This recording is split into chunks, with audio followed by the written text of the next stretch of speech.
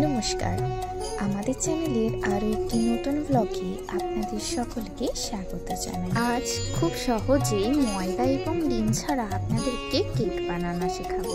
আর বাড়িতে বাচ্চা থাকলে এই জিনিসটা ট্রাই করবে না সে তো হতেই পারে না। তাহলে এই শীতে নিজের হাতে করা কেক আপনার বাচ্চাকে খাওয়াচ্ছেন তো? অনেকেই আগেও কেক বানানোর চেষ্টা করেছেন, কিন্তু কেক সঠিক এবং সম্পূর্ণভাবে হয়নি। তাই পুরো ভিডিওটা একটুও না কেটে পুরোটা দেখতে থাকুন। আপনি যদি পুরো ভিডিওটা দেখেন অবশ্যই আপনি কেকটিকে বানাতে পারবেন। আমি এখানে চকলেট কেক বানানোর জন্য গুড ডের চকলেট বিস্কিট নিয়ে নিয়েছি। অন্যদিকে একটি সসপ্যানে মাত্র 1 বা 2 চামচ গুঁড়ো দুধ নিয়ে তাতে কিছুটা পরিমাণে জল দিয়ে দিন, আর সেটিকে অল্প আঁচে একটু গরম করে নিন।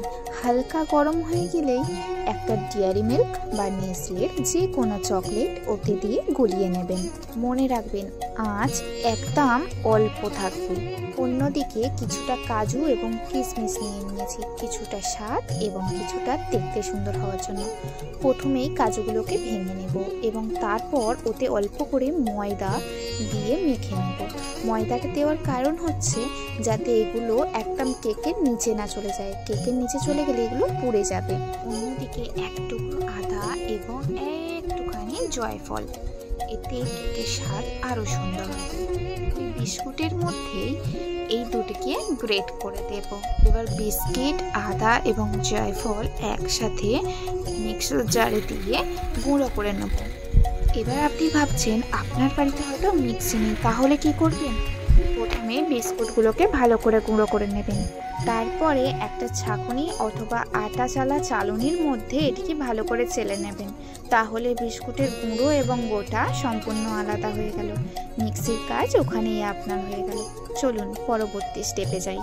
এবার ওই গুঁড়ো বিস্কুটটার মধ্যে একটু আমুলের বাটার, যদি বাটার না বাড়িতে থাকে আপনি সাদা তেলও ব্যবহার করতে পারেন, আর আগে থেকে গুলিয়ে রাখা চকলেট এবং দুধটা দিয়ে আর একবার ব্লেন্ড করে নেব।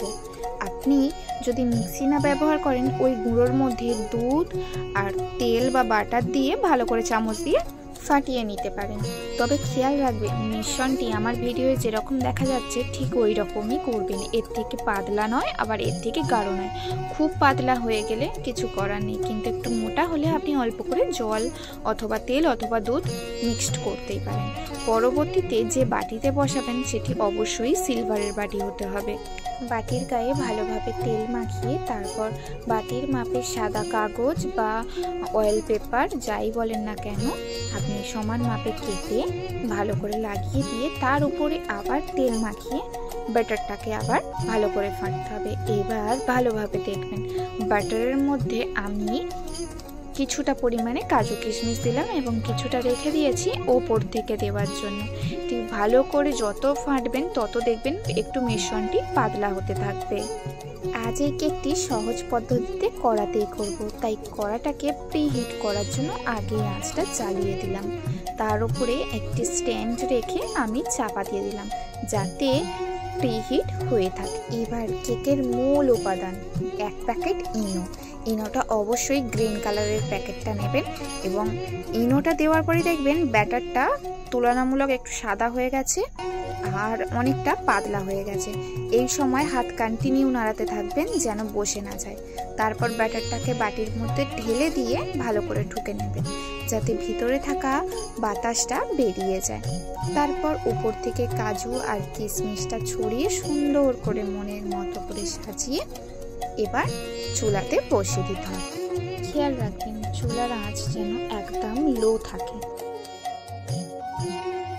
30 মিনিট পর আমি প্রথমবারের জন্য ঢাকনাটা খুলে দেখবো কেকটা হয়েছে কিনা।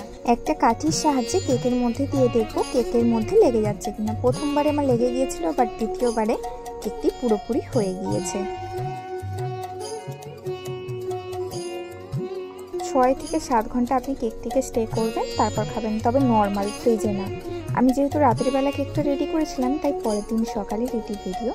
সকালবেলা কেকটিকে ভালো করে নাড়িয়ে দেখছি যে কেকটি কত সুন্দরভাবে সেট হয়েছে। তবে আবারও বলছি কেকটিকে ফ্রিজে রাখবেন না, নর্মাল রুম টেম্পারেচারে রেখে একটা চবড়ি ঢাকা দিয়ে রাখবেন যাতে হাওয়াটা ভালোভাবে পাস হয়। দেখতেই পাচ্ছেন এখানে কেকটি কত সফট এবং পারফেক্ট হয়েছে। আর স্বাদ স্বাদ বলতে হবে না, স্বাদে জাস্ট অসাধারণ ছিল। তাহলে দেরি কেন? সব উপকরণই আপনার বাড়িতে আছে, তাহলে এই শীতে আপনিও বাড়িতে বানিয়ে ফেলুন। আর অবশ্যই আমার ভিডিও দেখে যদি বাড়িতে বানান একবার জানাতে ভুলবেন না। আর ভিডিওটি ভালো লাগলে একটি কমেন্ট অবশ্যই করবেন। আর আমার চ্যানেলে নতুন হলে চ্যানেলটিকে সাবস্ক্রাইব করে নেবেন। ধন্যবাদ সকলকে।